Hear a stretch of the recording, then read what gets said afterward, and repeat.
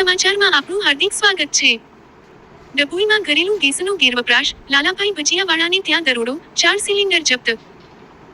ડભોઈ નગરમાં ઘરેલું રાંધણ ગેસના સિલિન્ડરનો વ્યાપારી હેતુ માટે ગેરકાયદેસર ઉપયોગ કરનારાઓ સામે પુરવઠા તંત્રે કડક કાર્યવાહી હાથ ધરી છે।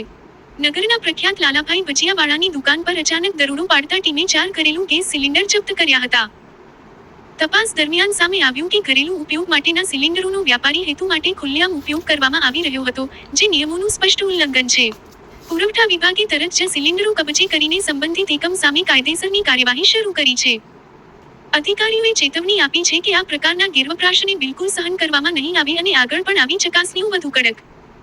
બ્લેક માર્કેટિંગ અને જે પણ અત્યારે હાલ જે એવા તત્વો છે એના માટે પણ અમારી ટીમો કાર્યરત છે। કાલે પણ ડભોઈમાંથી એક લાલાભાઈ ભજીયાવાળા છે એમના ત્યાંથી ડોમેસ્ટિક જે સિલિન્ડરો મળી આવ્યા છે, એજન્સી વિરુદ્ધ પણ અમે કાર્યવાહી કરી છે અને આવી રીતે જે વેપાર ધંધામાં પણ પોતે ડોમેસ્ટિકનો યુઝ ન કરી શકે એના માટે પણ અમે કાર્યવાહી કરીએ છીએ। જો કોઈ એજન્સી કે કોઈ એવી વ્યક્તિઓ છે જે ભાવ વધારો પણ વધારે લેતી હશે એને પણ અમે કાયદેસરની નિયમ અનુસારની કાર્યવાહી કરીશું। એટલે લોકોને બિનજરૂરી તમે એ અપીલ છે કે પેનિક ન ફેલાવો અને શાંતિથી બધાને જ ગેસ સિલિન્ડર મળી જવાના છે, એટલે કોઈ ચિંતા કરવાની જરૂર નથી। Thank you.